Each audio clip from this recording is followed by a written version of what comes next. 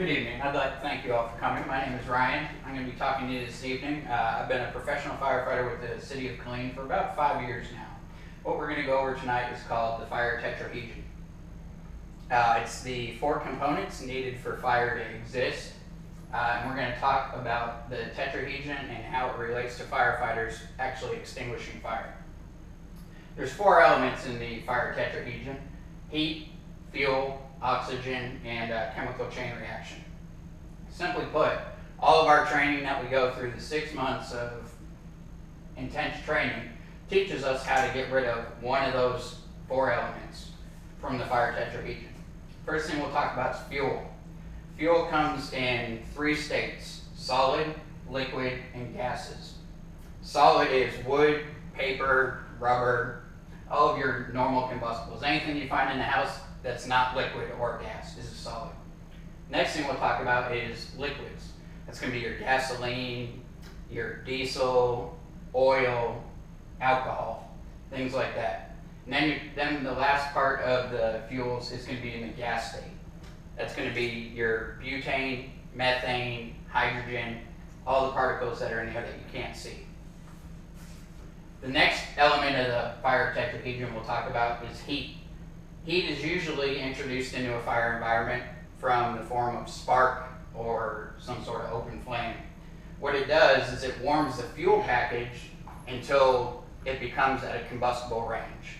It's important to know that fuel packages themselves, the table, the pictures on the wall, the lights, the fans, curtains, none of that burns. What's actually burning is the gases that are produced from the heat.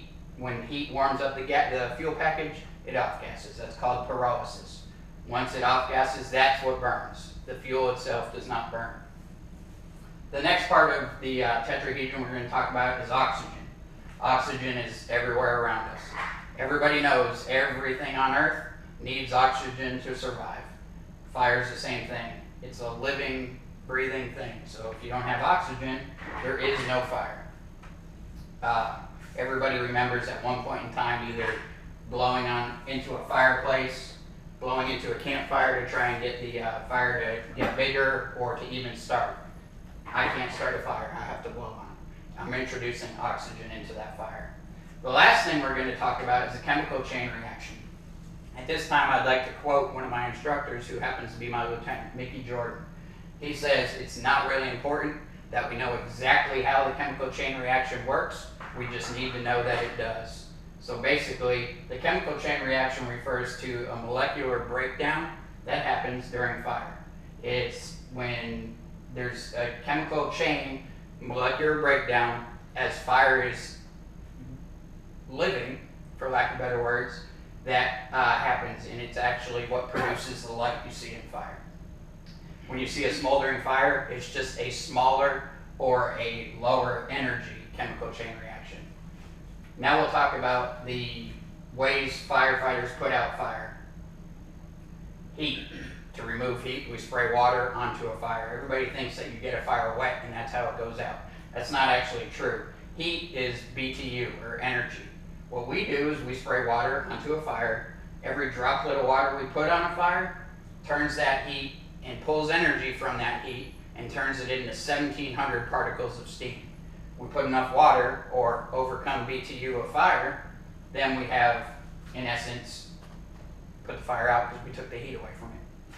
The other thing we can do is fuel. We can physically remove the fuel, meaning if that table's on fire, I pick it up, move it away from fire around it, the fire goes out. Or I can cut the fuel source off from the fire. Like I said earlier, fuel sources don't burn, gases burn. So if I cover the fuel source with a foam blanket, which is water with soap in it, for layman's terms, the fire goes out. That's also how we take oxygen away from fires.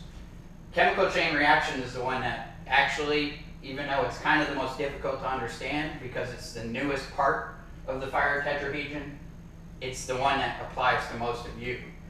When you spray or apply a fire extinguisher to a fire, you're actually introducing a chemical into that fire, which changes the chemical chain reaction. You've actually broken that chain reaction.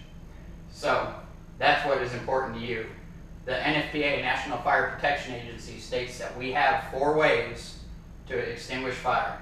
The 4 ways we do it are by removing one of those 4 elements from fire tetrahedron.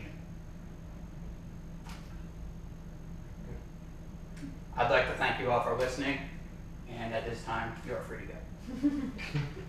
Take the hand around. No. Don't move.